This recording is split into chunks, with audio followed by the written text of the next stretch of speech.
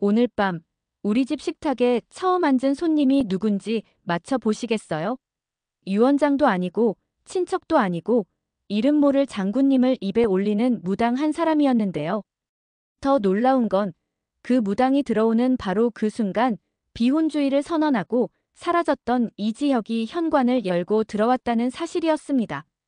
지은호 미안해요. 그 한마디가 온 집안 공기를 멈춰 세웠는데요. 멈춘 틈 사이로 어떤 사람의 오래 준비된 계획이 조용히 움직이기 시작했더라고요. 첫 장면은 늘 가족에서 시작하더라고요. 33년 근속을 마치고 퇴직한 이상철은 요즘 매일 새벽에 일어나 구두를 닦고 넥타이를 고쳐 맸습니다. 오늘은 될 거야라고 스스로에게 말하곤 면접장으로 향했는데요. 돌아올 때면 어김없이 저희 회사 문화가 좀 빠르고 역동적이라 같은 말로 문이 닫히곤 했습니다. 김다정은 저녁상을 차리면서 여보, 오늘은 실패 아니고 연습이에요라며 웃어 보였고요. 조옥래 할머니는 TV 리모컨을 꺼놓고 사람 복이란 게 돌고 도는 겨라고 말했는데요. 이 말이 오늘 이야기 내내 작은 북소리처럼 울렸습니다. 김장수 외할아버지는 장독대 옆에서 사람이 사람답게만 살면 길이 생기는 법이여 하며 시처럼 한마디를 보탰고요. 그 무렵 지은호는 카페 오픈 준비를 하면서 마음속 다짐을 다시 꺼냈습니다. 더 이상 과거한테 끌려다니진 않겠다. 고백했다가 단칼에 거절당했던 기억이 오래 남았지만 일만큼은 여전히 곧고 책임감 있게 해냈거든요. 그런 지은호를 가장 가까이에서 지켜본 사람이 박성재였습니다. 성재는 어릴 때부터 배운 여유와 품위로 늘 한 발 물러서 배려했는데요. 마음은 이미 앞으로 쏠려 있었어요. 은호 씨, 오늘은 제가 마감할게요. 커피는 내일로 미뤄요. 이렇게 문자를 적어놓고도 결국 보내진 못했더라고요. 타이밍을 잃은 다정함은 종종 상대를 더 힘들게 한다는 걸 성재도 알고 있었거든요. 도시 반대편에서는 좀 다른 종류의 무대가 깔리고 있었어요. 돈 냄새에 예민하고 소문에 빠삭한 무당 하나가 장군님 운운하며 사람들 약한 데를 찌르는 중이었거든요. 이 무당의 입에는 예언이 가득한 척하지만 사실은 남의 얘기를 주워 섬기는 편법이 섞여 있었죠. 바로 여기에 정면으로 들어간 사람이 지은호였습니다. 지은호는 이 무당이 진짜인지 가짜인지부터 확인하고 싶었고 동시에 권력의 그림자 뒤에 숨어 다치는 사람들이 더 이상 나오지 않게 판을 뒤집어 보려는 마음이 있었어요. 무엇보다 거대한 이름 재벌 2대 대표 박진석이 휘두른 힘의 방향을 한 번쯤 바꾸어 보고 싶은 마음이 컸습니다. 지은호의 계획은 간단해 보이지만 한 겹 한 겹 치밀했어요. 아버지가 쓰시던 거랑 똑같이 생긴 만년필 형태의 녹음기를 하나 더 만들어주세요. 이 부탁을 맡은 사람은 이지혁의 동생 이지환이었습니다. 체육학과 출신이라 손재주 얘기만 나오면 사람들이 고개를 갸웃하지만 기계 만지는 건 의외로 두각이 있었거든요. 이지환은 겉보기엔 똑같지만 내부는 달라진 가짜를 만들어줬고 지은호는 진짜를 손에서 놓지 않은 채 가짜만 상대 쪽으로 흘려보내는 방식이었죠.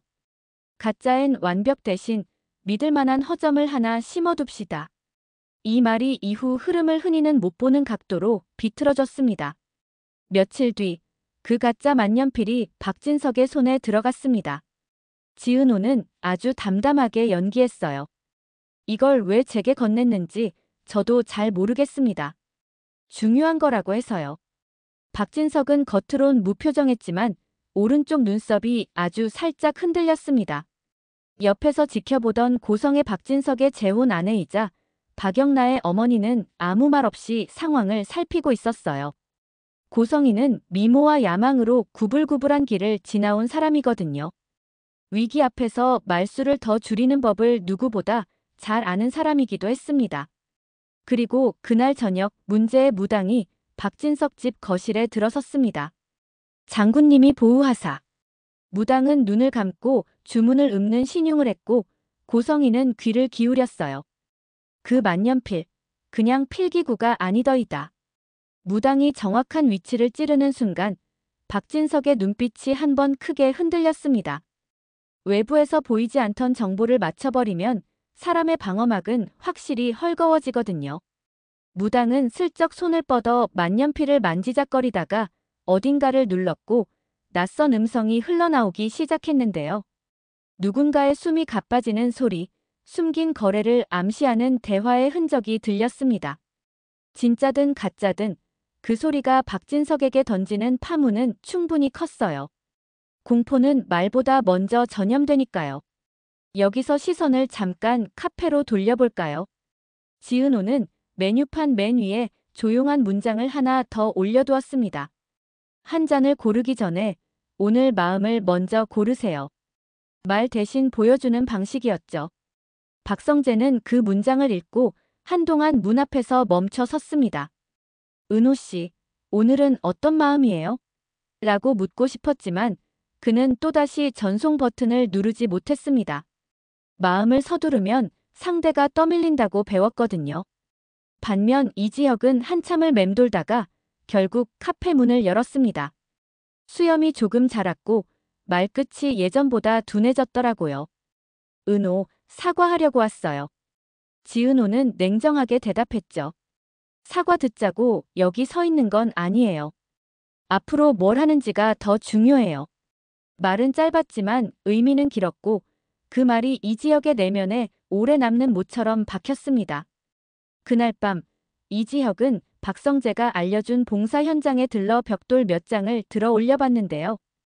오랜만에 심장이 제자리에 들어앉는 느낌이 들었다고 하더라고요. 나는 왜 도망쳤지? 스스로에게 묻는 질문이 비로소 시작된 순간이었습니다. 다시 무당 쪽으로 돌아가 보면 상황은 생각보다 빨리 고꾸라졌습니다. 무당은 장군님이 또 보신다며 박진석의 약한 고리를 하나 더 건드렸고 그 직후 현관문이 열리며 형사들이 들어왔어요. 수갑은 생각보다 차갑고 가벼웠고 박진석의 표정엔 계산이 빠르게 회전하는 흔적이 스쳤습니다. 그때 문가에 기댄 채 지켜보던 지은호가 한 발 앞으로 나섰습니다. 필요한 건 다 녹음해뒀어요. 고성희의 눈동자가 아주 작게 흔들렸는데요.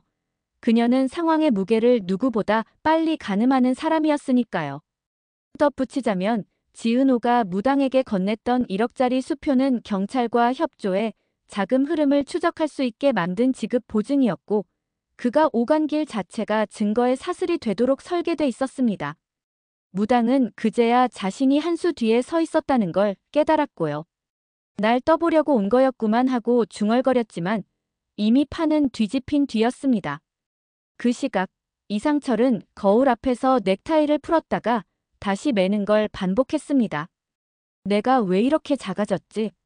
김다정은 대답 대신 넥타이 매듭을 가만히 쥐고 여보, 우리는 잠깐 쉬고 있는 거예요 라고 말했고 조옥래는 사람은 쓰일 때가 오게 마련이라며 장독대 위에 고무줄을 가지런히 정리해뒀습니다.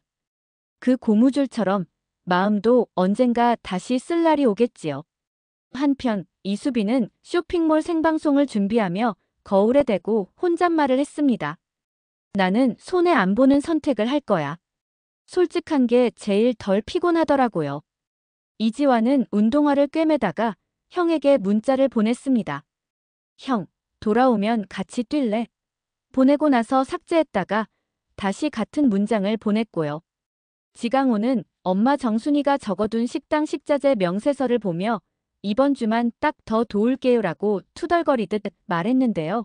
정순이는 그 말 한 줄에 잔잔하게 웃었습니다. 그래, 딱 그 정도면 충분해. 박성재는 그날 밤늦게까지 사무실에서 야근을 하다 불 꺼진 회의실 창에 비친 자기 표정을 오래 들여다봤어요. 나는 어느 편에 설 거지? 성재가 처음으로 스스로에게 던진 진짜 질문이었습니다. 부친 박진석과는 다르게 성재는 늘 관계와 신뢰를 먼저 생각하는 사람이었거든요. 그 순간 휴대폰 화면에 카톡 미전송 메시지들이 줄줄이 뜨는 게 괜히 우스워 보였답니다.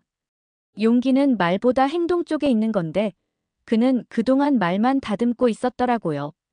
다음 날 아침 새로운 봉투 하나가 식탁 위에 올랐습니다. 유원장도 아니고 부적도 아니고 경력 우대 지역 사업팀의 채용 제안서였어요. 우리 동네를 다시 밝히고 싶습니다라는 문장이 공고의 첫 줄에 적혀 있었고 이상철은 차분히 숨을 고르고 내일 아침 일찍 갑시다라고 말했습니다. 김다정은 그 말 한 줄에 눈물이 찔끔 났고요. 조옥래는 이거 봐. 사람 복이 돈다고 했자녀라며 옆방의 김장수에게 소리쳤습니다. 김장수는 이참에 나도 장판 좀 갈아야 쓰겄어라며 의미심장한 농담을 던졌고요. 웃음이 한 번 방안을 환하게 비추더라고요. 그날 오후 지은호는 경찰서 복도 벤치에 앉아 파일 하나를 길게 내려봤습니다. 녹음 파일 리스트 맨 아래에 미열이라는 제목이 있었는데요. 아직 아무에게도 열어 보이지 않은 마지막 조각이었어요. 필요해지는 순간까지 잠깐만 더. 지은호는 그 파일을 누르지 않고 화면을 껐습니다. 모든 비밀은 한 번에 터뜨리면 재미가 없거든요. 정확한 때, 정확한 자리에서 빛나야 하니까요. 고성희는 같은 시각 변호사와 통화를 끊고 짧게 거울을 봤습니다. 나는 내 가족을 지킬 거야. 방법은 새로 고르면 되지. 욕망이 꼭 나쁘기만 한 건 아니잖아요. 방향이 잘못된 욕망만 위험할 뿐이죠. 저녁이 되자 이지혁이 다시 카페를 찾았습니다. 이번엔 말이 길지 않았어요. 오늘부터 봉사 현장 나가요. 주말에도요. 오래 미뤘던 숙제부터 끝내고 싶네요. 지은호는 고개를 끄덕였고 메뉴판의 문장을 가리켰습니다. 그럼 오늘은 어떤 마음을 고르셨어요? 이지혁은 잠깐 생각하다가 두려워도 가보자라고 답했어요. 대단한 약속은 아니었지만 그 한 줄이면 충분하다고 지은호는 생각했습니다. 오래가는 관계는 사실 이런 작은 합의에서 시작하더라고요. 마지막 장면처럼 보이는 순간 아직 남아있는 인물 하나가 고개를 들었어요. 바로 박영나였습니다. 고성희의 딸이자 조용하고 우아한 기질로 자라난 사람. 박영나는 어머니의 행보와는 결을 달리하고 싶었고 그래서 스스로의 전시회 준비를 다시 시작했습니다. 캔버스 맨 오른쪽 아래에 아주 작은 글씨로 이렇게 썼대요. 사람은 제자리에 서 있을 때 가장 아름답다. 이 문장이 꽤 넓은 여백을 환하게 만들었습니다. 이야기는 여기서 잠깐 숨을 고르지만 아직 끝나지 않았습니다. 무당은 구치소에서 새로운 거짓말을 만들 여지를 찾고 있고 박진석은 침묵의 대가를 차갑게 계산하고 있습니다. 지은호는 자기 몫의 책임과 위험을 동시에 끌어안은 채 마지막 파일 미열을 손에 쥐고 있고요. 박성재는 어느 편에 설지 스스로에게 대답을 준비하고 있습니다. 이지혁은 도망치지 않는 사랑을 배우겠다고 작은 약속을 매일 갱신하기로 했고요. 이상철은 아침을 향해 다시 넥타이를 매고 김다정은 그 넥타이를 단단히 잡아주며 한 걸음씩 동반하기로 했습니다. 조옥래와 김장수는 오래된 우정처럼 구수한 농담을 주고받고 있고 이지환과 이수빈, 지강호, 정순이는 각자 자리에서 조금씩 그러나 분명히 앞으로 움직이고 있습니다. 다음 편에서 알게 될 거예요. 지은호가 끝까지 지키는 미열 파일의 목소리가 누구의 것인지, 박성재가 기로에서 어떤 선택을 하는지, 그리고 고성희가 가족을 지키는 방식이 앞으로 누구의 마음을 더 흔들어 놓을지요. 다만 오늘만큼은 확실합니다. 모두가 한 걸음씩 제자리로 돌아가고 있다는 것. 그래서 이 이야기는 제목처럼 여전히 화려한 날들로 이어지려 하고 있다는 것 말입니다.